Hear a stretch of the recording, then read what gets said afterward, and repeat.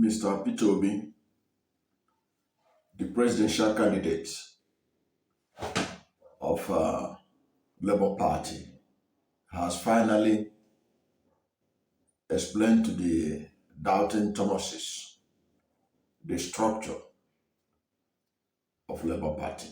You know, people have been saying that there are some people, some of his critics have been saying that Labour Party have no structure that they could use to challenge the two big parties in the country, the PDP and the APC. But Mr. Peter Obi took time to give a snippet of the structure of Labour Party that will be activated for the 2023 presidential election. When he spoke to the media shortly after he collected his certificate of return from the national headquarters of the Labour Party in Abuja. And what he said was instructive, and it's not different from what some of us have been saying here and elsewhere, that there is actually a structure or structures that will help Mr. Peter Obi to emerge president of Nigeria through the Labour Party, all things being equal. So I think that is some of the things he said is one of the things that we're going to look into in this video. We're going to talk about it.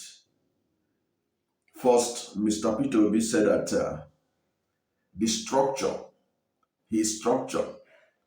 or the structure of the Labour Party is the 100 million Nigerians who have been victims of mismanagement of the country by successive administrations. And I agree with him, because those who bear the brunt of mismanagement of Nigerian economy over the years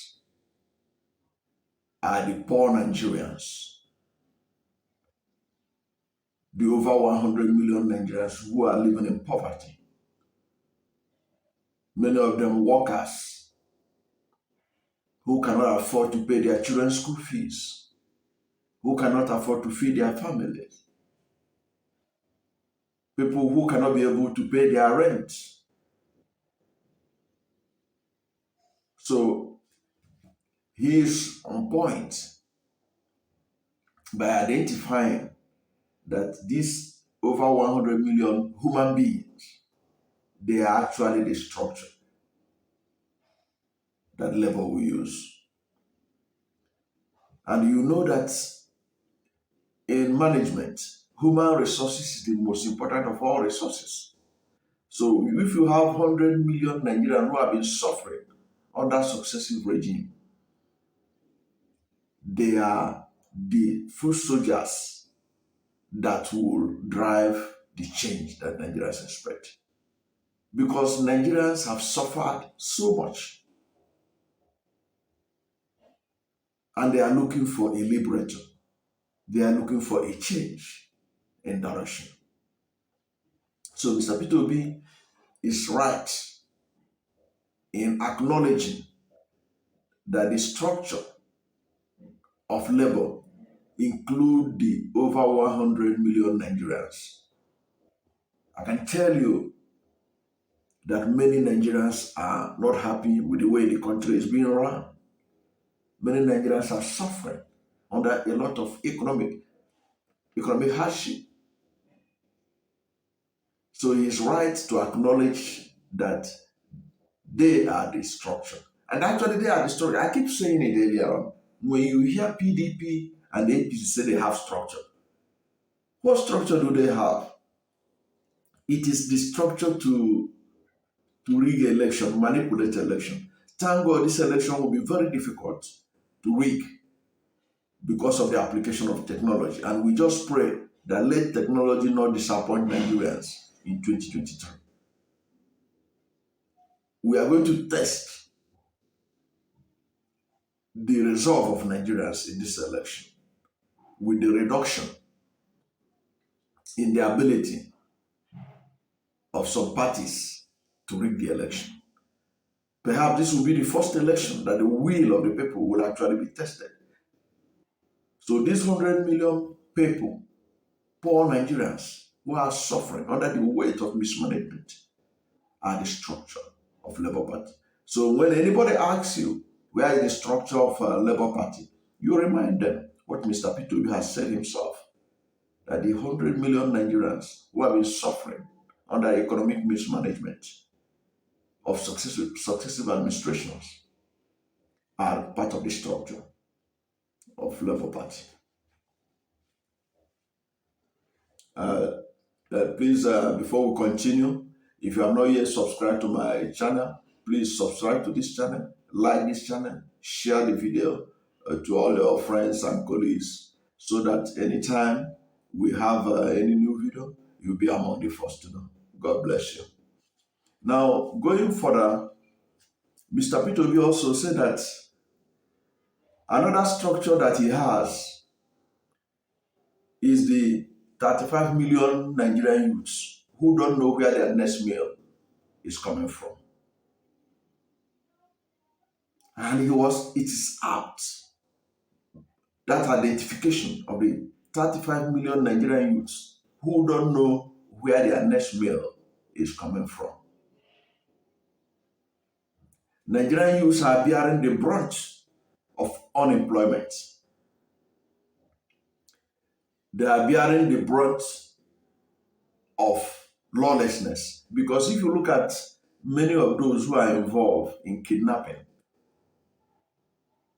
in banditry, many of them are young persons because there were no opportunities for them. This is not excusing the dastardly act that these people does, but it is a reminder that the youths have been left behind by successive administration.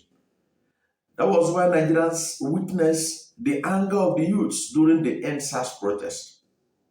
It was the first time in several decades that Nigerian youths actually expressed their anger with the system. It was a peaceful demonstration. It was a peaceful expression of anger with the state, as is done in other democracies, until the peaceful protests of NSAS youths were hijacked by fifth columnists. And now they turn them into violence, violence and what not, which sort of derail the main purpose. They were expressing the anger of police brutality and other things, especially their efforts to end decent living. In the world of digital age, you see a young man with a laptop who can have access to opportunities all over the world, and you immediately tag the person that is a Yahoo person. It's not just, and police will be harassing the person. Some of them died. Some of them, because they wear dreadlocks, they are presumed to be criminals. They are presumed to be Yahoo. Many of them killed under police detention and all that. Some of them killed extrajudiciously. This was things that was actually an expression that come from frustration with the system during the NSAS.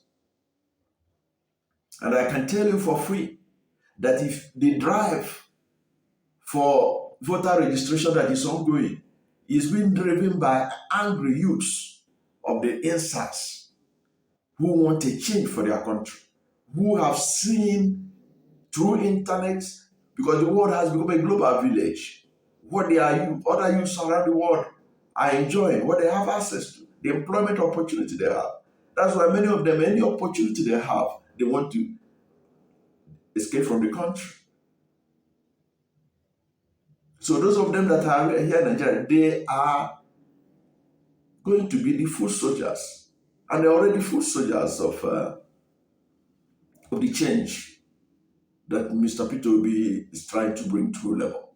So he's right. So these are structures, because these youths, when they are mobilized effectively, they can stop rigging in their polling booths all over the country. They can stop rigging because they have the energy, they have the strength, and they are tech savvy. So they know when the system is being rigged against them. So they are bound to support change, because already the track record of the opponents of Mr. P2B is not encouraging to these youths. They know there's no much difference between the APC and PDP. So their hope is in a party like Labour Party, which is automatically different, not a monetized entity where it is where the opportunities are only available for the highest bidder. So they see hope. So Mr. P2B is right to acknowledge them as one of his structures and one of the structures of Labour Party. So it is an interesting observation by Mr. P2B, which he made as he was collecting his certificate of return from the Labour Party. Let me quote him what he said. He said, "Whenever I hear of no structure, my answer is simple. The 100 million Nigerians living in poverty will be the structure. The 35 million youths who don't know where their next meal will come from will be the structure. The old ones that are dying or being old, the students that are not in school will be the structure." So basically, he's explaining the structure in his own words. There are many elderly people who have retired from service. They are not getting their pensions. They are not getting their gratuity. They are depending on charity to survive. A government that can address their needs, they would like to support such a government, and they would like to be the structure for that government. Like he rightly pointed out, the youths.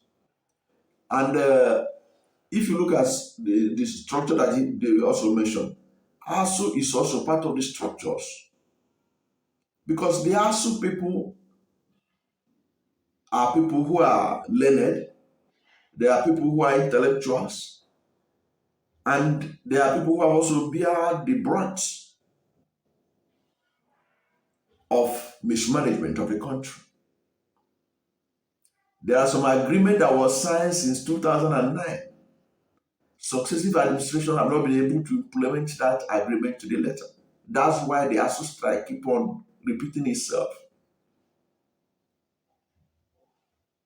So it is important that people note this when they say there is no structure. These angry Nigerians, these Nigerians who have bear the brunt of mismanagement of the economy, they are the structure, and they are even the restructure, because the other structures the other people are talking about are structures of rigging. That is why when you see APC and PDP boast that they have structure, what they ought to be boasting about is that they have improved the economy of the country, that they have improved education sector, they have improved the power sector, that they have improved the agricultural sector, that they have improved manufacturing sector, that they have improved all facets of Nigerian economy, sectors of Nigerian economy. So that will be their selling point. But that's not what they mean when they talk about having structures. It is that they have enough men who can manipulate results. Thankfully, under this new electoral act and the application of technology in this election, in which everything is going to be mostly electronic, it will be very difficult for them to manipulate the elections the way they used to do. So these elderly people who are not paying their gratuity, the young people who don't know where their next meal is going to come from, the young people who graduated for 5 years, 6 years, no job, they are the foot soldiers because they are angry Nigerians who don't want the country to continue the way it is. The present trajectory needs to be changed for the better. So they are actually the structure that could be used to change the system in Nigeria. So why I'm particularly excited about this is because it's Mr. P2B himself that's acknowledging it. Because even before Mr. P2B, I've made a video where I also explain some of these structures.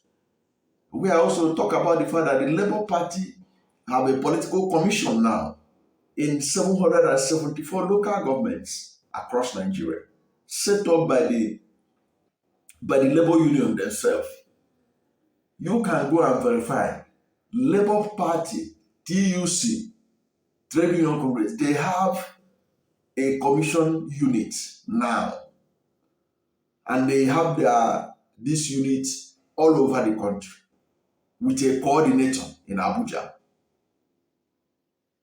So that is also a structure. Of course, Mr. Peter didn't go into much details into other aspect of it. But he explained this to the media because basically people keep on saying there was no structure that he can use to drive his campaign. So he now mentioned made some of these few points, at least to let Nigerians know that what Labour is trying to do, the change they're trying to bring, is not a fluke. It's not something you can dismiss with a wave of hand, saying that they don't have structure, therefore they're not going to go anywhere. No, he has explained the structure. I've tried to give structure, even though he didn't explain everything.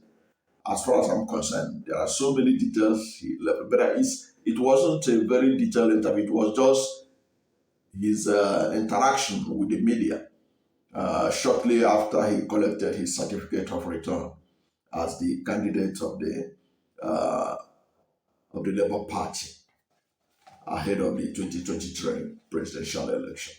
And he also made something very profound, which shows that he's going to be a listening president. He reminded Nigerians that while ASU is on strike, and many state-owned universities are on strike too, he said that Anambra State University is not on strike. Why was Anambra State University not on strike? He said that it is because in 2011, when he was governor, and there was strike, he said he called the acting VC at that time and asked him, what is the problem? The man told him everything, the challenges they were facing and everything. He said, well, from that 2011, he instituted a mechanism whereby Anambra State University received 5 billion naira annually for infrastructure development. And he boasted about it. He said, go and check. There is no state university in Nigeria that receives such an amount annually for infrastructure. He said that is why those foundations he led is the reason why Anambra State University, as we speak, as the other university lecturers are on strike, are not on strike. So a man who has a record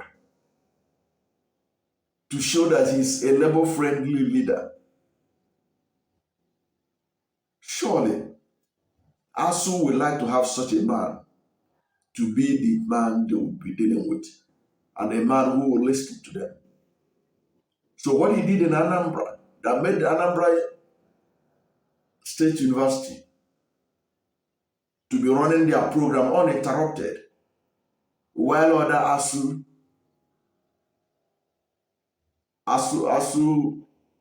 while ASU is on strike in other states and federal universities, it's an indication of what he can do if he becomes president. And I like the way he put it. He said, go and check so you can verify what he has said. So I want to also add that beyond what Mr. Peter Obi said are the structures of labor. There is ongoing frustration with the Nigerian system, which has turned many Nigerians into structures from Mr. Peter Obi. And that's why there's jittery everywhere, especially among the big parties. You can see the unprecedented jabs they are taking on Mr. Peter Obi and all, trying to attack him and all. Because they know that he is the one that has a message that is resonating with Nigerians. So when next somebody tells you that Labour Party has no structure, please give them the words of Mr. Peter Obi and more to counter their argument that Labour has no structure to be able to produce a president in 2023. There's enough structure to produce Mr. Peter Obi as president of Nigeria in 2023. The man himself has given you, Nigerians, just a small piece of it, because there's more that are unsaid. Thank you for watching this channel. Please, if you have not yet subscribed to the channel, subscribe so that anytime we have anything new, any video, you will be among the first to know. God bless you.